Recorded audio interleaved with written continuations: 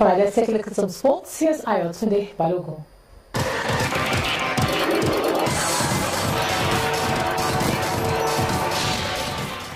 Thank you, Joma. Now, the World Taekwondo Federation WTF has confirmed that Nigeria will know their opponents in this year's World Championships holding in South Korea tomorrow. United States-based Issa Abubakar leads the men team that parades Edwin Sampson, Santos Akilele and Kola De Bright. 2015 African Games gold medalist Uzomaka Otuadema, Josephine Esuku and Chinazum Wosu will feature in the women category. Over 971 athletes from 183 countries are registered to battle for honors at the championships. Lobby star striker Kingsley Eduwo has been named the League Bloggers Awards player for the month of May. Eduwo edged Godwin Obaja of FC Fayuba, Enugu Rangers winger Osasukoro and Plateau United left-back Daniel Itodo to emerge the winner. He scored in Lobby's 1-0 win at Sunshine Stars and then got a double against 3SC Shooting Stars. Now, FC Fayuba's Ghanaian head coach Yao Preko beat Abdul Mekaba of Akwa United, Solomon Obede of Lobby Stars and Chukuma Agbo of Rangers to win the Manager's Award. In England, Crystal Palace is set to appoint former Netherlands international Frank de Boer as new manager. Now, the 47-year-old will succeed Sam Allardyce, who left after helping Palace avoid relegation from the English Premier League last season. De Boer, who won 112 caps for Holland, has been out of work since he was sacked by Inter Milan in November 2016 after only 85 days in charge. As Ajax manager between 2010 and 2016, the former Barcelona star won the Dutch league title 4 years in a row.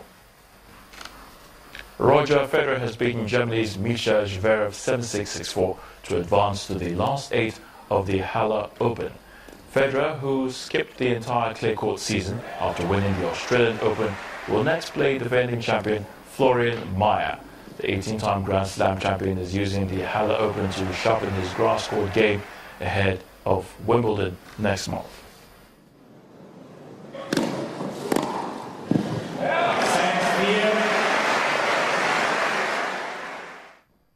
And world number 9 Kei Nishikori's Wimbledon preparations has suffered a setback earlier today when he was forced to retire injured from his Halle Open round of 16 match against the Russian Karen Khachanov. The third seed needed to take a medical timeout to treat a back injury before playing on for a few points and retiring with the score at 3-2 in the first set for the Russian. Wimbledon, the only Grand Slam to be played on grass, starts on July the 3rd.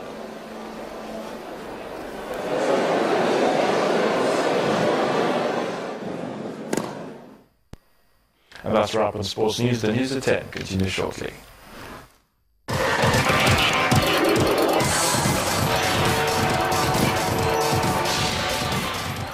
Thanks a lot, Ayotunde. The Supreme Court in South Africa has ruled that the Speaker of Parliament does not have discretionary powers to approve the use of secret ballot in a vote of no confidence against President Jacob Zuma. The opposition United Democratic Movement, supported by others in opposition, had brought an application against the court to clear the air on the issue.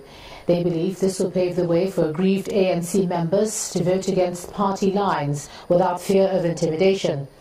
Our South Africa Bureau Chief Betty Dibia was at the Constitutional Court in Johannesburg and now reports. The desperation of being in the minority brought these political leaders together against the majority party, the ANC, and to the Constitutional Court. The goal is to get a vote of no confidence in President Jacob Zuma's government through a secret ballot in Parliament. Reading out the unanimous judgment, the Chief Justice Mogoeng was mindful of the aspect of separation of powers between the legislature and the judiciary. The Speaker has made it abundantly clear that she is not averse to a motion of no confidence in the President being decided upon by secret ballot. She only lamented the perceived constitutional and regulatory reality that she lacked the power to authorize voting by secret ballot. The applicants were happy at the outcome. We feel vindicated because we wanted the Speaker from day one to use her prerogative. We will be writing to the Speaker of the National Assembly to ask the Speaker to schedule the motion of no confidence as soon as possible, because what this country needs is it needs Jacob Zuma gone from the presidency. Now that the Constitutional Court has spoken, all eyes now switch to the Parliament in Cape Town, particularly the Speaker, on her next moves towards that crucial vote of no confidence. From the Constitutional Court in Johannesburg, Betty Dibia, Channels Television News. US President Donald Trump has said he does not have recordings of his conversations with former FBI Director James Comey. Tweeting this morning, the president said, quote, "With all of the recently reported electronic surveillance, intercepts, unmasking and illegal leaking of information, I have no idea whether there are tapes or recordings of my conversations with James Comey, but I did not make and do not have any such recordings," end of quote.